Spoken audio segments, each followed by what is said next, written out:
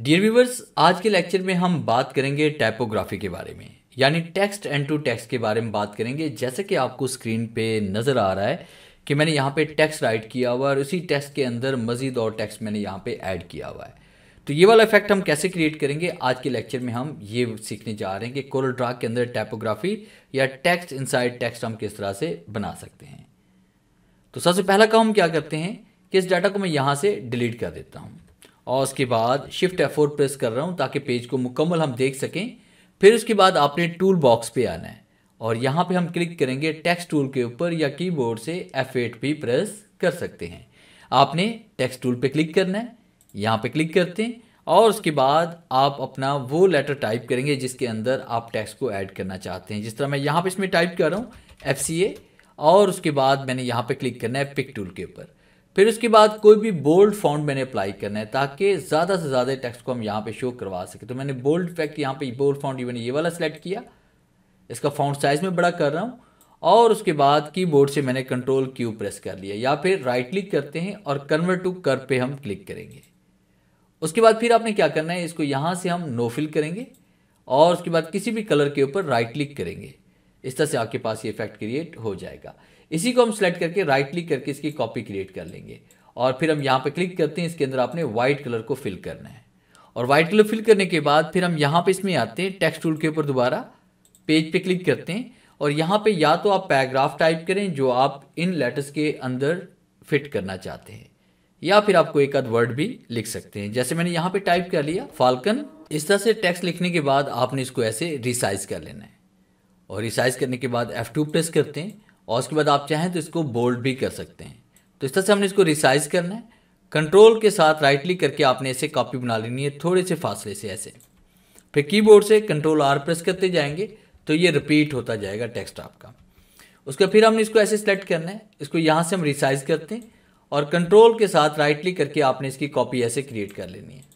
फिर तमाम टेक्स्ट को हमने सेलेक्ट करना है, कंट्रोल के साथ इस तरह से राइट क्लिक करेंगे और कीबोर्ड से कंट्रोल R प्रेस करते जाएंगे ताकि इसकी कॉपीज़ हम क्रिएट कर सकते हैं और एक पैराग्राफ की शक्ल में हमने इसको इस तरह से रिपीट कर लेना है।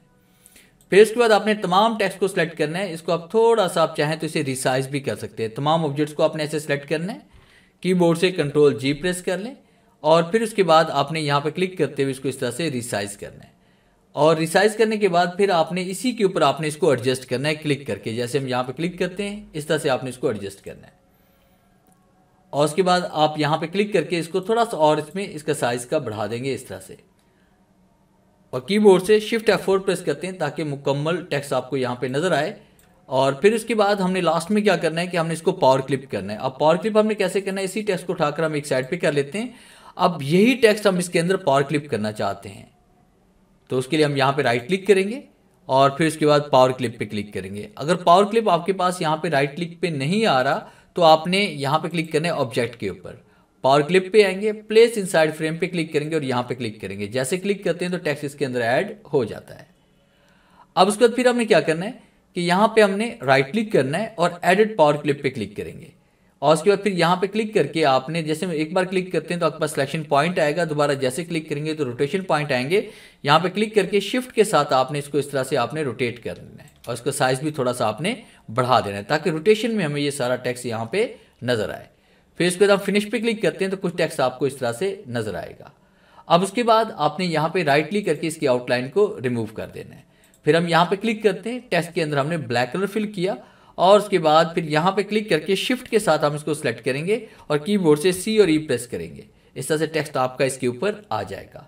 खाली जगह पे क्लिक करना है, टेक्स्ट के ऊपर क्लिक करेंगे, शिफ्ट पे डाउन करेंगे ताकि ऊपर वाला टेक्स्ट नीचे चला जाए और नीचे वाला ऊपर आ जाए।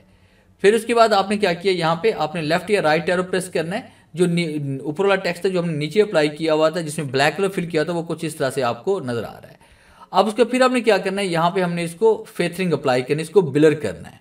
तो ब्लर करने के लिए आपने इफेक्ट पे आना है, फिर इसके बाद ब्लर पे क्लिक करेंगे, गैसिन ब्लर पे क्लिक करेंगे, कुछ इस तरह से आपको ये इफेक्ट नजर आएगा। तो आप इसका साइज कम भी कर सकते हैं, उसका साइज आप बढ़ा भी सकते हैं। ओके क्लिक करते, right and left arrow press करते हैं, कुछ इस तरह से आपको ये शेड नजर आएगा।